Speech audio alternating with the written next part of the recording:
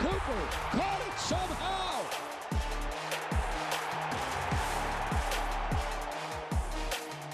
Cowboys OT is brought to you by Geico. 85 years of savings and service.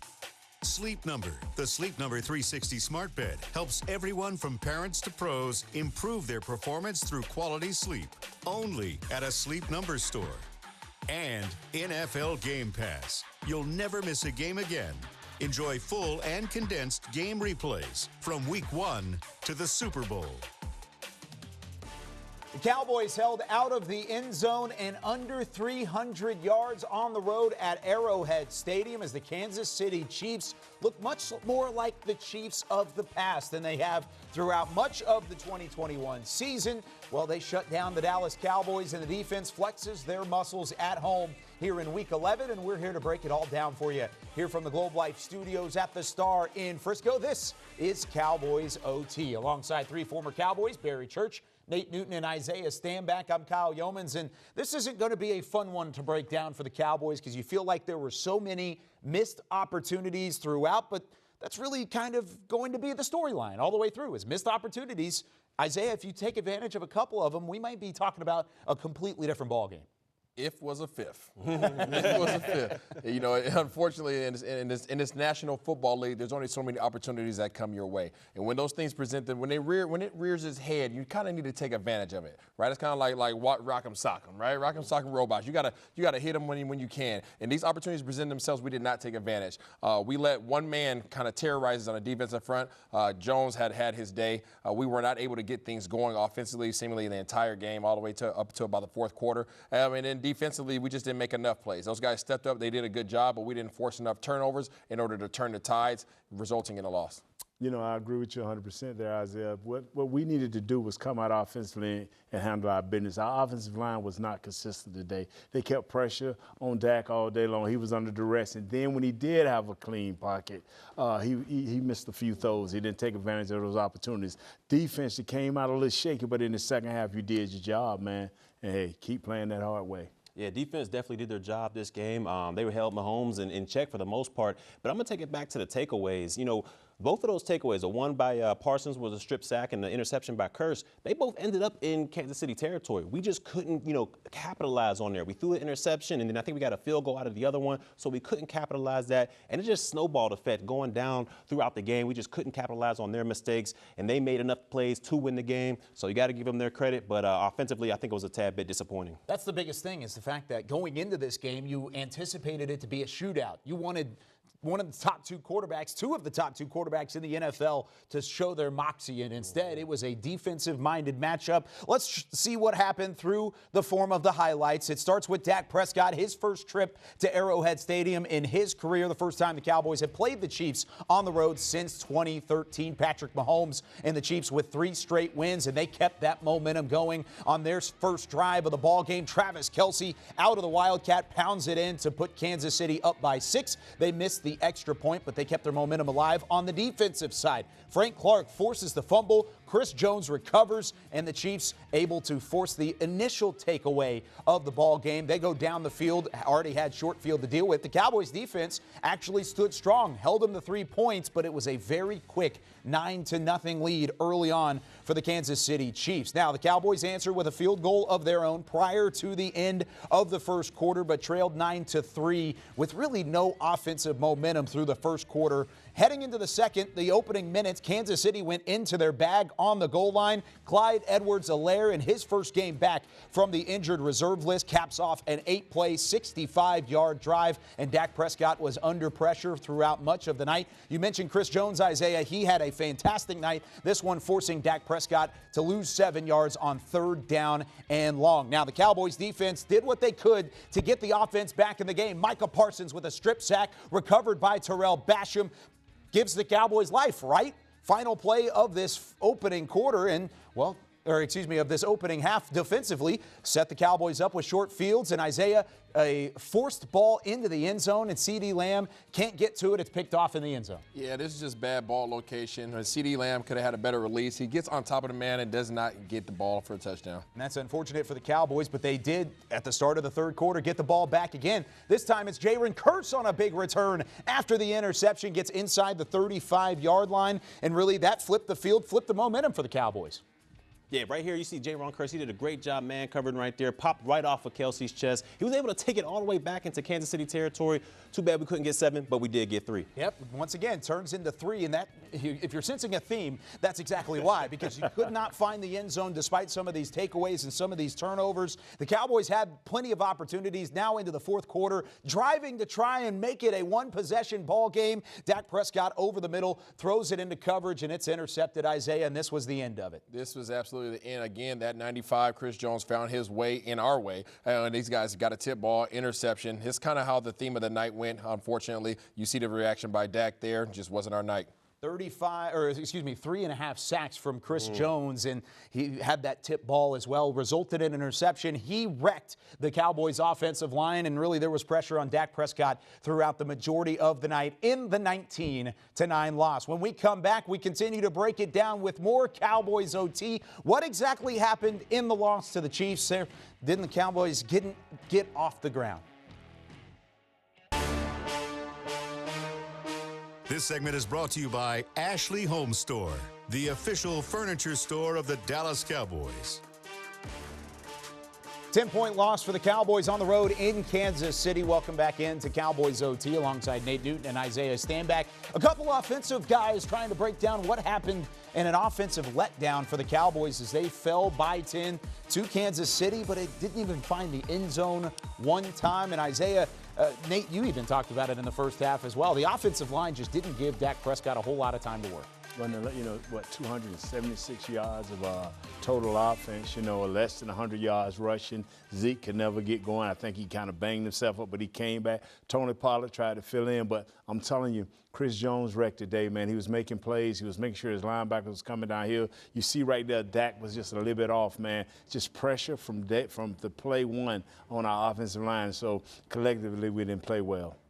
Unfortunately, my guy Nate was out on point, and we couldn't block anything up front. And when you can't block anything up front, you can't run the ball. When you can't block anything up front, then Dak's going to be having twinkle toes back there. He can't set his feet. He can't deliver the ball with accuracy. When you finally do get a chance to deliver the ball with some accuracy, we're dropping balls, right? Third down conversions. So, drive stoppers, missed opportunities. So there's a lot of things that kind of reared its ugly head today, and unfortunately, it resulted in us not being very successful offensively. How tough is it from a quarterback standpoint of knowing, one, you didn't have your main target, CeeDee Lamb out for the second half, Amari Cooper not in the ball game today because he's on the COVID reserve list, and then also compounding the lack of time to throw. Usually you have a safety net. It looked like Dak just didn't have one today. There was no safety net. I don't think that anybody offensively can step up and say that they had an amazing game. And it's unfortunate because this is the type of team that you want to judge your team based off of. This is the type of team that you want to say, hey, if this is the standard for a championship type ball club, how do we show? We didn't show it very well. We didn't block well. Our receivers didn't catch well. Regardless of Cooper being there or not, guys missed opportunities when they were there. We saw the bad ball right here by Dak. That ball's inside. That has to be outside. You have to give your receiver a chance, and then we lost CD on that. Fumbling the ball here. Those are the opportunities that you don't get back. And when you're playing a team of that caliber, even though they play bad on offense too, you're still going to lose a ball game. And I agree with you 100%, neither one of them had success on third down, but they came out in the first half and got a 9-point to 10-point lead. And we knew right then, sitting here saying, okay, this is going to be an uphill battle for our team. Now they had the ability to pass rush. And Chris Jones, Frank Clark, he made plays. Everybody made plays. Honey Badger on the back end made plays because they had the lead. They had the better pass rush, and that's what we couldn't get going because we never tied or led the game. Cowboys held to just 30% on third down, and a lot of those opportunities were taken away early because of the pass rush. As you look at this final play, that was on 3rd and 7, and it was one of the many sacks for the Kansas City defense. Here's a look at the stats. You mentioned that 5 of 15 number right there at the top of the screen, and then passing yards. Really, Dak Prescott just never got a chance to throw it to a couple of guys. Just 193 through the air, and the running game never got going. It's just compounded, Nate, with the offensive line, or is there much more going on with a loss like this one? Yeah, it's a lot going on, man. I mean, you got to set the tempo when you first come out. You want to strike first, and that's what we was hoping they would do. They would strike first, but they didn't. And then the 3 turnovers, man. That wasn't nothing nice, man. You can't have 3 turnovers in a big game like this. When you go on the road, your defense has to be solid, which our defense was in the second half. Your special teams have to be good, and you have to have a running game. You have to be a two-way offense, and we was not that. I hate to throw this out there, Nate, but I feel like guys were intimidated. Ooh, Yeah, I know it's not. It doesn't sound good. It doesn't sound good, Nate. As competitors, you don't want to say that somebody wasn't prepared simply because they were intimidated by their opponent. But I feel as if that was the reason. I feel that was the reason why the guys did not show up and play well today. Reason being, you can look at offensively the blocking, lack thereof it. Okay, you can look at the lack thereof accuracy. You can look at the drop balls. You can look at even on the screenplays that we had set up perfectly, guys weren't blocking. You can look at offensive linemen not getting off the ball because of the snaps. All these things are kind of indicative in terms of saying, I'm threatened by somebody, and because I'm threatened by that person, I'm more concerned about what they're doing versus my assignment. Yeah, and you saw that early on. The Cowboys had an opportunity to set the tone on the opening drive. They go 3 and out. Kansas City comes right back. They build a 9-0 lead. And then from there, it was pretty even the rest of the way. Just that early part of the ball game ended up being the difference in the loss to the Kansas City Chiefs. We're just getting started here on Cowboys OT. When we come back, Isaiah hits the film room. What happened? Well, we're going to illustrate it for you when we come back right after this. Ashley Home Store, the official furniture store of the Dallas Cowboys.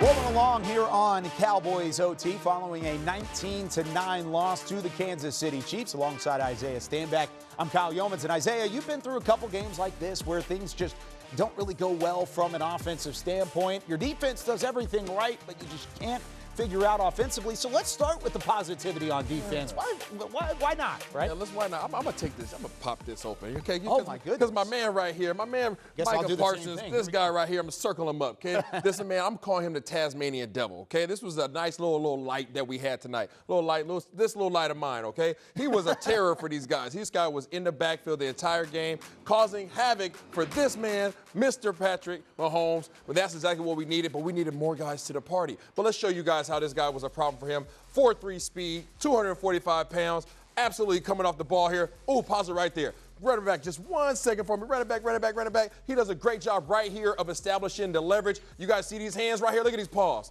Look at these paws right here. He is enforcing his will. He grabs the shoulders. He rips through right here. He gets the edge. He dips. He puts that right leg in the ground, comes back around, and that is exactly what these guys can't stop. This guy is an absolute terror. He's athletic. He's fast. He's passionate. Watch this edge right here again. Watch these hands. Watch the paws go up. Boom. Rip. Comes around.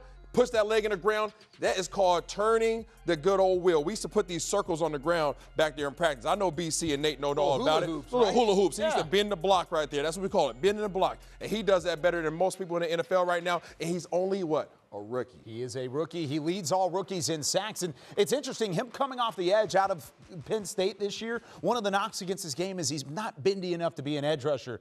Oh, he's bendy quite a bit. I mean, he's getting that dip and he's rolling. But let's go back to the defensive side of things for Kansas City. It didn't look great for the Cowboys' offensive line on the other side.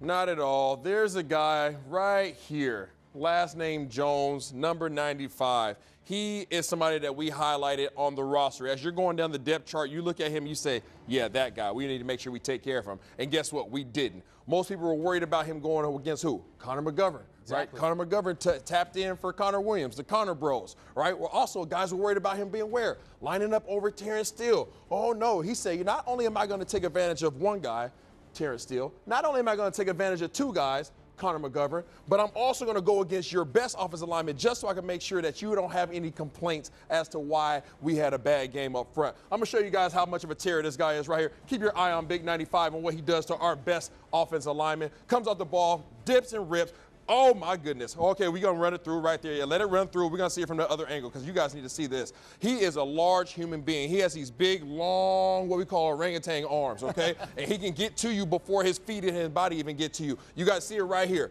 Boom, punches right here, bam. Right here with his hands, you guys see Zach Martin's hands are on the outside. That's not what you want. As soon as a defensive lineman gets his hands on the inside, he is going to do just that. Club you by. His eyes are where? Where's Zach's eyes at? Okay, as we play it through, I want you guys to pay attention. As soon as he places that left hand, all right, as soon as he puts that left hand there, Zach Martin's eyes are to the ground. That's not where you want. Where are his eyes? Right at Dak. Okay, those are not the things that you want going on. He throws Zach Martin by. He comes after him. Dak sees him. He said, oh, no. And he comes after him and gets the sack. This guy had 3.5 sacks tonight. Yeah, that's a huge game for him, and he was really disruptive from the get-go. And at the same time, Dak Prescott still had opportunities on different occasions to push it down the field, but still didn't have any success. Yeah, well, even when we had protection, when we finally did block these guys up front, all right, our 5 guys did a great job of providing us a nice little shell right here. We had plenty of opportunities one-on-one right here with CeeDee Lamb versus their DBs. We'll take that all day long. Where's the Honey Badger at? The Honey Badger's down here in the box looking back here. So it's a perfect opportunity to say, hey, my guy versus your guy, I bet you he beats him. Okay, let's take a look at that. We get that opportunity, and we finally take our shots. Things are blocked up here. Perfect passing pocket. Pause it right here. Pause it, pause it, pause it. First things first, how much room is right here? We have 1 yard of separation between our receiver and the sideline. The rule is leave the quarterback a 5-yard box on the outside. Reason being, the quarterback wants to be able to drop the ball on the outside of you, okay? He wants to drop the ball out here. But because he doesn't have the space, where does Dak have to do it? Dak ended up dropping the ball on the inside. Unfortunately, the defensive back has his eyes where? Right back here at the ball. He has the first opportunity to get the ball. That's exactly what happens here. Goes up, ball's inside. That was a pass to the DB, unfortunately, not to CD. So is there a little bit of, at least complaints, a little bit of responsibility on both sides there? CD getting that inside leverage, forced back outside, and then Dak Prescott with the decision-making? CD has to leave him the 5-yard box. Dak needs to make sure the ball's to the outside so it's touchdown or incompletion. Okay, so a little bit on both parties there, and ultimately it turned into an interception and took away a chance for the Cowboys offense to get on the board. When we come back with more Cowboys OT, we hear from Dak Prescott himself about some of that decision-making and just how much of a struggle it was for the Cowboys offense.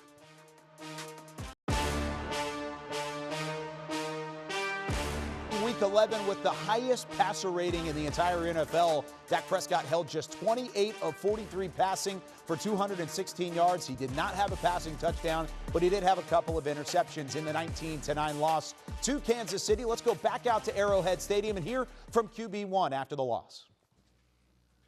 Can you start by talking about your inability to get anything going offensively tonight and what the issues were? Yeah, I mean, you just said it there. It was tough to get in a rhythm, throwing the ball, running the ball. Neither were working for us early or really any point of the night. When you're playing on the road and you're struggling to do that, I mean, it's tough to win. It's a great environment. It's a good team we just played. And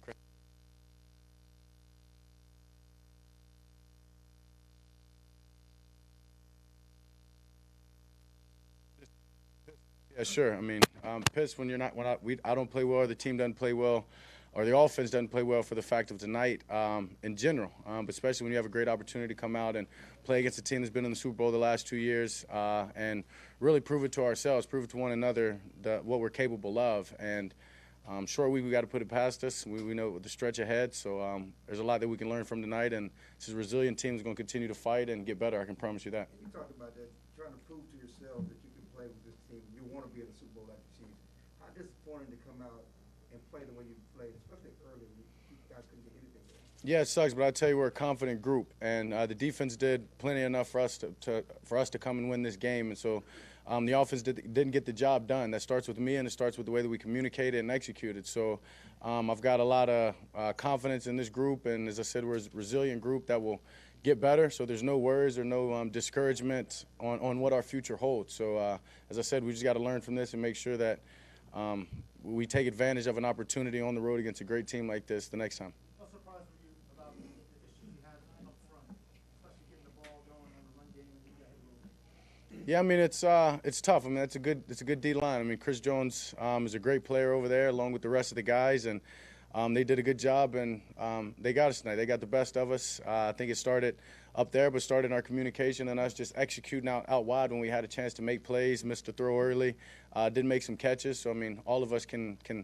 take part in this loss and be accountable for everything that happened out there. There wasn't much passing offense on either side. Certainly, most of the yards were underneath.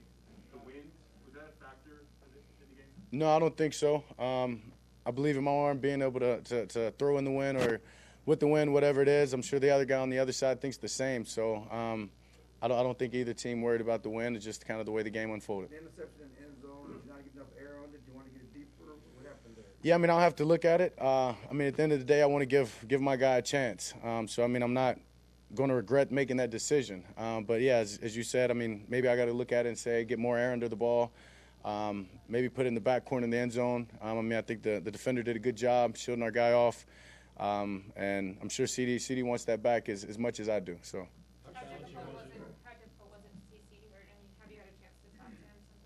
Yeah, I mean, I talked to him. He said he was fine, said he will be okay. So I didn't necessarily know what was going on, but that's kind of the nature of this. You got to continue to move on, trust the guys that we got out there, and that's what I did.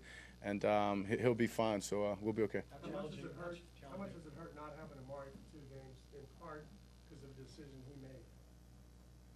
I mean, yeah, it's unfortunate not having him, but to say the decision he made, I mean, me vaccinated, I can get it and be out 2 games. So let's not try to knock the guy or put the guy down for a personal decision.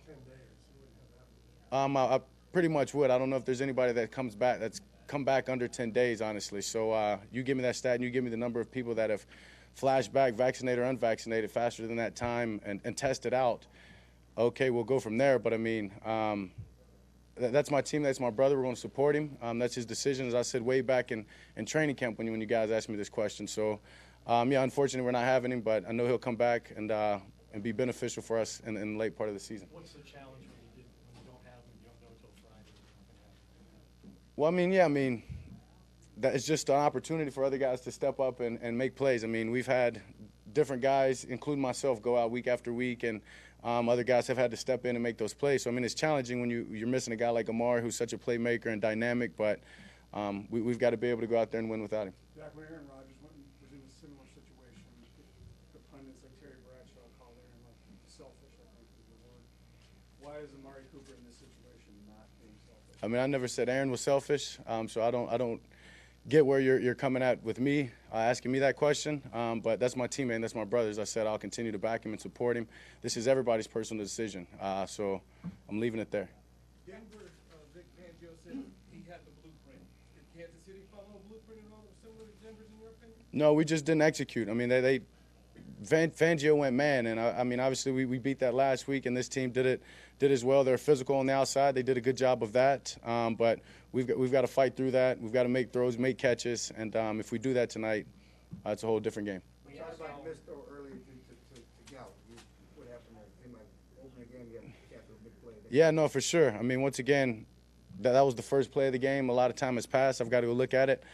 Maybe just didn't put enough air under that one, or maybe too much. Not really sure. I thought it came out of my hand smooth and just got away from it. So, yeah, missed opportunity. Was that sack there, was still got off late? Was that, did hear you or crowd noise? What happened on that sack there was still kind of a little late? I mean, once again, I mean, I haven't had a chance to watch the film and digest and ask everybody their thoughts and what went wrong on certain plays. So, just unfortunate, obviously. Is this a time where a quick turnaround is a good thing? Yeah, for sure. Definitely. I mean, we've got to turn the page, and we would have done this win or loss.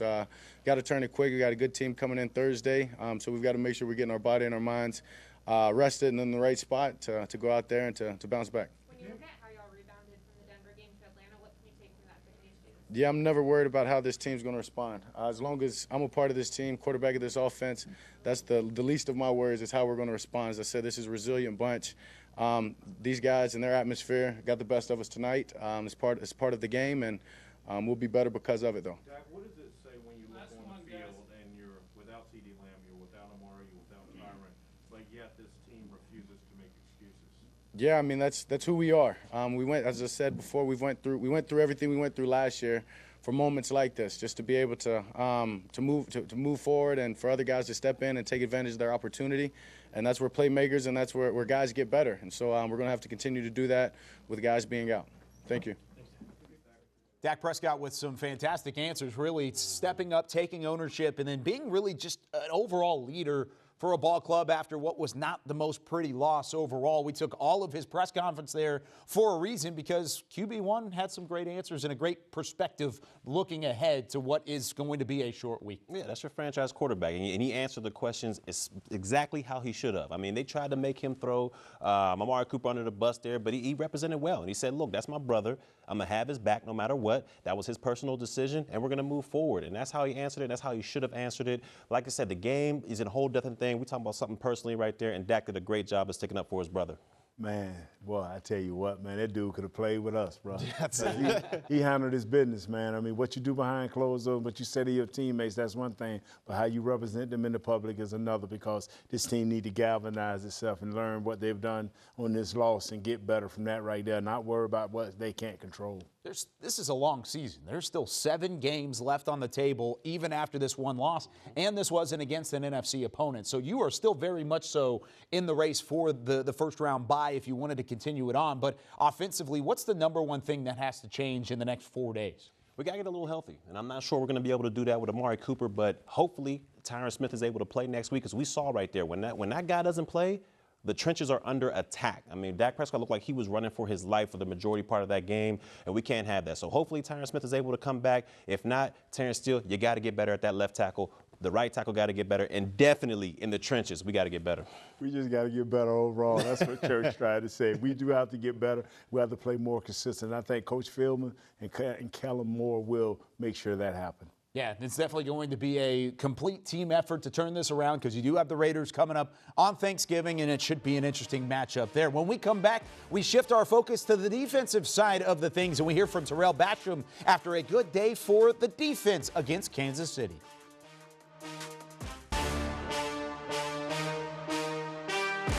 Cowboys fall 19-9 on the road against the Kansas City Chiefs, and despite the loss, plenty of positives on the defensive side of the football. Did not allow a passing touchdown to Patrick Mahomes. They did not allow a 100-yard receiver nor a 100-yard rusher, and a big reason for that was the play of the front seven. Let's hear from one of the members of the front seven, Terrell Basham.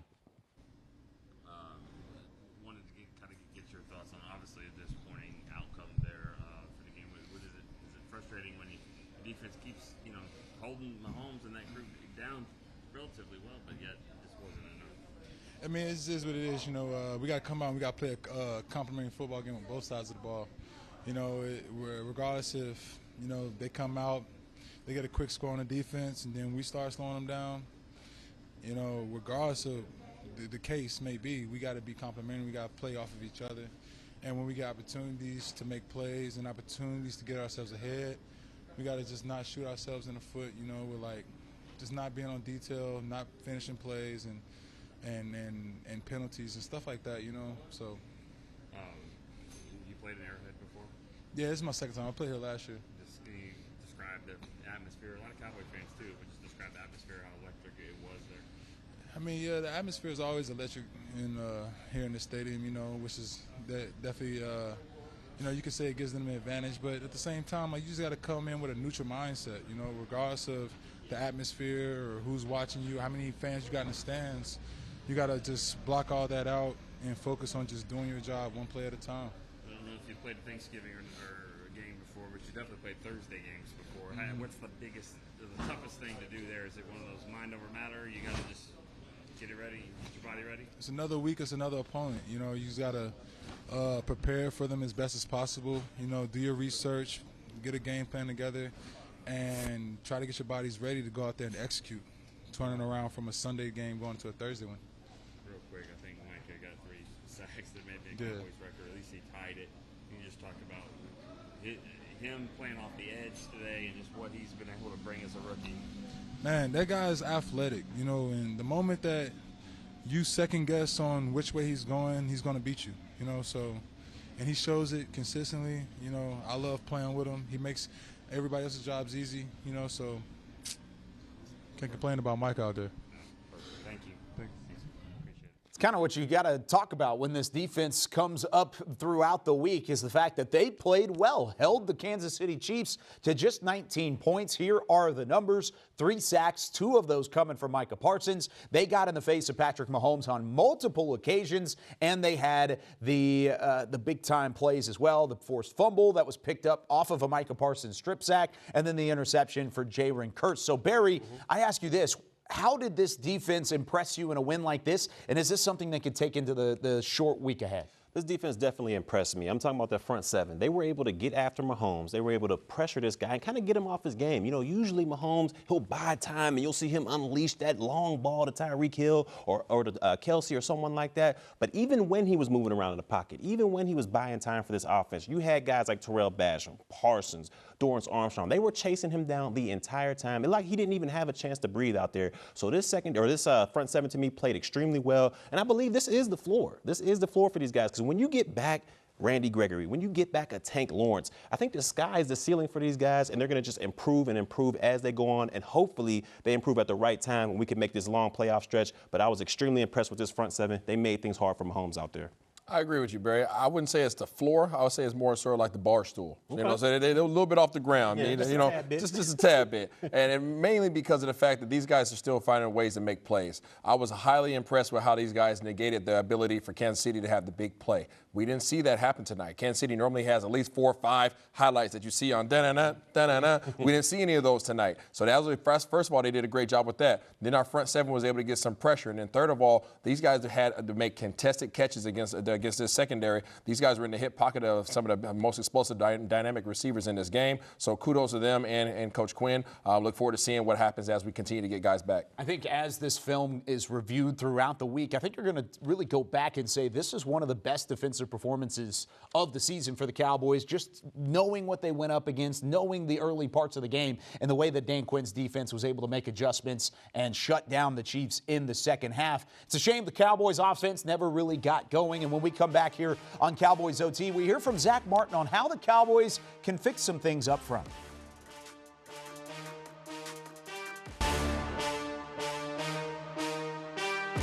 Cowboys offensive line struggled mightily in the 19-9 loss to the Kansas City Chiefs. Zach Martin was on that offensive line that has really shifted around over the last couple of weeks. Here's what he had to say following the loss and how the Cowboys could have some improvement up front. We can start by talking about the night for the offensive line. Was it one of the tougher ones you've had as a group? I think obviously we didn't, we didn't execute great up front. I don't think we did a great job of giving Dak time and letting him be comfortable back there. So that's on us, and we'll have to go look at the tape and have a short memory because we got a quick one coming around Thursday. Was noise a factor tonight for you guys? Not really. I didn't think it was, crazy loud. So that definitely wasn't a factor. It was a sack with Steele. Obviously, was standing there, and I don't know if you can hear. It's not going to look like a period that might have been a noise issue. Again, we're not looking for excuses for the noise. Obviously, we didn't execute good enough, and we'll be looking to fix that by Thursday. Chris Jones played a lot on the edge this season. Was he in the interior a little bit more than maybe you guys were expecting? No, I think we expected him. Once they got Ingram, we expect him to be inside a little bit more, and obviously he had a big game tonight. He's a tough player to go against, and credit to him, he got after us. What stands out unique? Excuse me? What makes him so unique among defensive tackles? He's big. He's big, long, strong. He's 6'6", 6'7", can play with length. He's got good quickness. He's a good player. Is that as good a group as you've gone against this year? Yeah, I think I don't know how to compare them, but they definitely obviously had a big night. We got behind the sticks a few times, and they pinned their ears back and got after us a little bit. With how explosive and efficient y'all have been this year, on a night like tonight, is there a mental aspect of kind of getting frustrated when it's not clicking for you? Yeah, obviously, as the game goes, you just try to stay in there, take a drive at a time, and our defense did such a great job tonight. It was almost like, hey, we're right there, get a score, and we're in this thing, and we'll go down the stretch. So, again, our offense didn't hold up the end of the bargain. I think if you would have told us if our defense held them to 19 points, we'd have felt pretty damn good about that. So we got to do a better job. Were they just more physical than you guys were up front? You know, we got to watch the tape, but I mean, first glance, that probably wouldn't be the wrong thing to say. You know, I think they did a nice job, came out. But again, we'll have to watch the tape and see. How similar did they play you? That one's not going to be a fun film study for the Cowboys offensive line. Nate, when you go back at it and you take a look at it, I know you're still looking off of your first initial impression on the Cowboys offensive line, but what is the biggest thing they need to fix? Just consistency, having unity with playing together.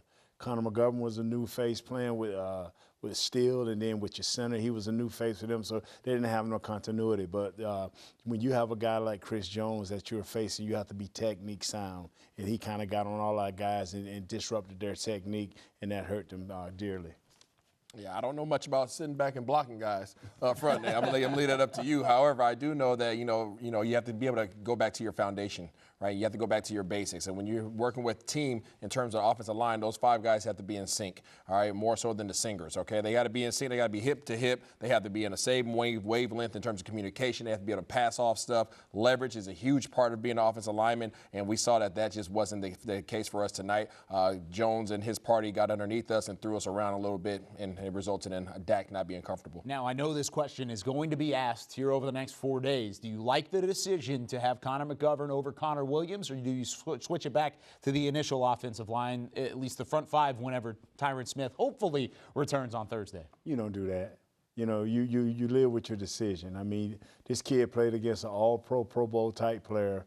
He learned a valuable lesson today. We have another game here shortly. Let him digest that and go into the Las Vegas Raiders game. It takes more than one game to get that continuity, and it takes more than one game to come and play against the big dogs. This is a different level for this kid. Yeah, I think he took a chip out of WWE. It didn't matter, right? It really didn't matter. That guy, if he's doing that to your best offensive lineman, Martin, you know, one of the plays we showed you guys earlier, he was going to do that to anybody that he went up against, including the Connor Bros. Yeah, and he definitely had some success. Chris Jones was all over anybody. You broke it down earlier on the film. He just had one of those days where he was unstoppable. The Cowboys also didn't have all their horses on offense as well. CeeDee Lamb knocked out in the first half. No Amari Cooper. What did Michael Gallup have to say about being the last man standing in that Cowboys wide receiver room when we return with more Cowboys OT?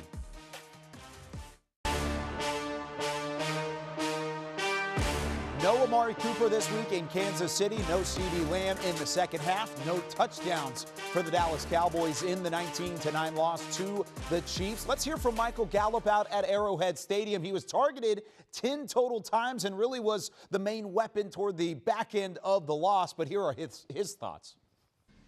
Obviously, this is not the outcome you guys wanted in a showdown like this. Is there anything you can put your finger on of kind of what attributed to the offensive struggles today? I mean, I don't know. Just a lot of stuff wasn't clicking for us. That's the best way I can put it. Not a whole lot there. Just wasn't clicking today. Sometimes the first play of the game can set a tone for it all. I know Dak would probably want to have that one back. Can you walk us through that play? So I was just, slaying go. That gave us the coverage. Just a little overthrown ball. Yeah. It happens. I mean, that's what it is. But we knew we had it, so it's like, might as well take it. So. You know, you guys are a confident group at receiver. What changes, though, when, obviously losing Amari, losing and then CD at halftime of the game? I mean, how tough a blow is that, losing those two? Man, folks just got to step up. That's all on us. We got to make those plays when they come to us, and we just didn't make the plays today. So that's on us. We'll take that. You've had a few Thursday games, some Thanksgiving games. What's the biggest key on a short week like that? Make sure you get your mentals right, especially after taking a loss like that. Make sure you come back and you got to move on. You got a game in, 3 days? So you got to move on. Nothing official, but there's a chance those two guys could not play in the game. If that happens, how much confidence you have, not only in yourself, but Cedric and Noah and Malik? Oh, I got all the confidence in the world in them. I mean, I've been saying it since day one. Those my boys. If they need to step in, they have, the whole season. That's what we need to go do. So that's what we're going to do. Ready to get this game out of the way and go and move forward? Of course. That's how it works, baby. Got to let it ride and then, move on to the next. Awesome. Thanks for stopping for us.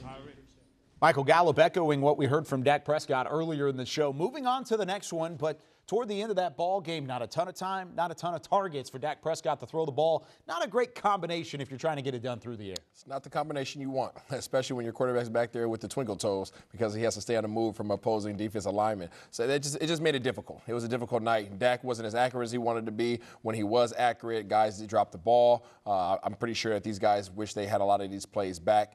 But as you saw, the confidence that Gallup has, those guys are going to be back next week ready to roll. You played in a big time atmosphere today, man. You played against one of the better teams in the league, and you measured yourself, and you came up a little short. Learn from this. Understand that when that ball comes to you or you have opportunity to make a play, you have to make that play, and you have to do what's right for your quarterback sometime.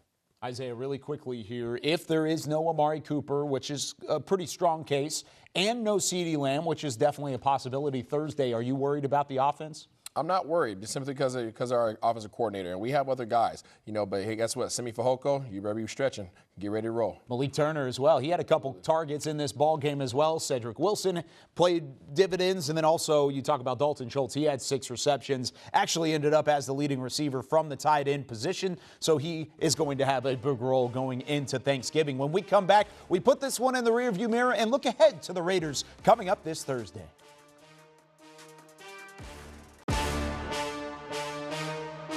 Cowboys OT was brought to you by Geico, 85 years of savings and service. And by NFL Game Pass. You'll never miss a game again. Enjoy full and condensed game replays from Week 1 to the Super Bowl. Final segment here of Cowboys OT as the Cowboys fall on the road to the Kansas City Chiefs, the reigning AFC champions 2 years ago, the Super Bowl champions, in a benchmark test for the Cowboys. Gone wrong on the road this week. They allow 370 yards to the Chiefs. Actually took the ball away on a couple of occasions and won the third down conversion race. But overall, they lose the game, falling in this one 19-9 as we wrap things up here from the Star in Frisco alongside Barry Church, Nate Newton, Isaiah Stanback for the final time. I'm Kyle Youmans. And Barry, we start with you. Make me feel better about this loss, okay? I was excited going into the game. I was really excited. Okay. This is a loss, but it's still just one in the loss column, and you still have a very good opportunity in a short week to get a win at home. Well, yeah, I'll try to make you feel a little bit better. Okay, defensively, I think we can definitely build upon this. I mean, you're talking about you're out with your 2 top dogs, Randy Gregory and DeMarcus Lawrence, and you still were able to generate pressure in back-to-back weeks against Atlanta and against Patrick Mahomes here in Kansas City. And this bend but don't break defensive style, it kind of worked today. I mean, he held, Tyreek Hill, Kelsey, and that potent offense pretty much under wraps. You gave your offense a chance to, or your team a chance to win this game. But offensively, we have got to get better in the trenches. We got to find a solid guard that can go in there and protect. And on the outside, we got to be better on them edges. Dak can't be running for his life if we want to make that long playoff push. So overall, get better offense in the trenches. Defense, we can build upon this. I agree with you 100%. We do have to get better in the trenches, and if we improve that right there, that's all you need to do. If we can keep our quarterback confident and throwing the ball right, I know these receivers are going to come back and do what they have to do, and they will be fine. Defense played well. Go back, watch the film really quickly. Look in the mirror. Don't say Beetlejuice, okay?